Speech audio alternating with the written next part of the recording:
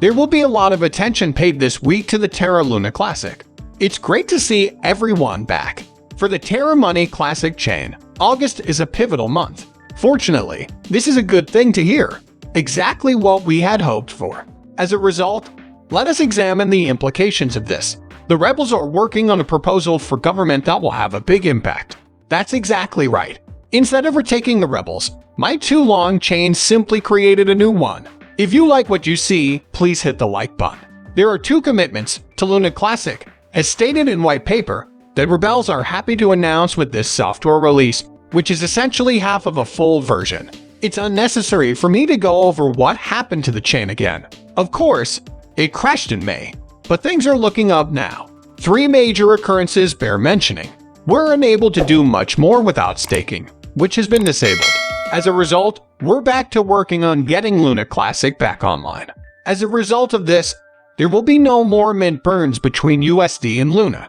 Luna will no longer be burned, and she will no longer be minting. Bootstrapping a brand new chain was an effective strategy because of the Terra Foundation Guard's implementation before the crash. The Classic chain has largely been abandoned. Is this a good idea or a bad one? Are there any possible legal ramifications to this? I don't know what to tell you about it. A chain, on the other hand, appears doomed in these circumstances. Right now, there aren't any new developments, but that's soon to change. As a validator, I decided to keep providing infrastructure for the old chain with the help of my cool friends who are in power. That's why we came up with the idea. When people can delegate token validators in order to make their voices heard, how can you keep a blockchain running? As a result, a governance proposal was drafted by Terra rebels to allow staking. A large number of programmers stepped forward to assist Terra Luna, which is exactly what it needs. Everything seems to be going smoothly so far.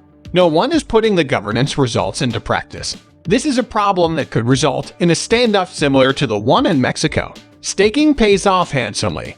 I'm impressed that the rebels have reached this point. To paraphrase what we were saying earlier, hence, the reason for my anxiety is that there is a high probability that Classic will stop and never run again.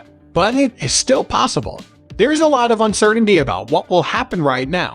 Quite a few people are anticipating this outcome as they wait for the gamble to begin. Those tokens and stakers are both at risk if the validators can find consciousness, or we're too excited it isn't a win. I'm afraid of that. So now we're just waiting for them to get their class back up and running. We also need to be careful about setting unrealistic expectations. I believe, even if the project is a success, a broader economic recovery is unlikely.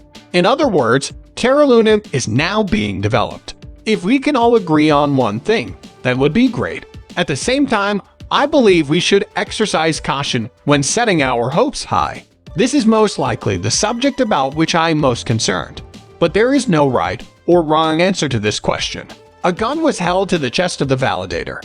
Either support the proposal, the chain is that, or validators will basically get nothing a halt under current conditions most likely. Whereas to a permanent, halt we would have problems to coordinate the start again.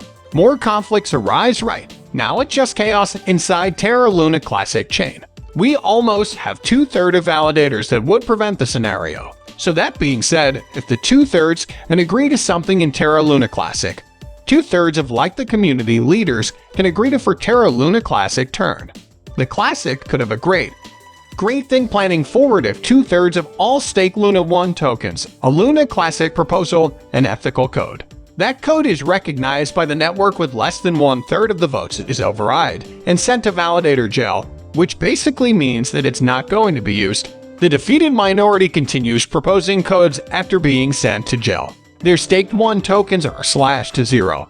They become powerless and new validators appear to take the terminated validator's place. So 2/3 need to agree to something bigger, and the chain will very likely halt in a very noisy battle between Terra rebels and the mercenaries, which is the older code, over the future of their Classic World Cup.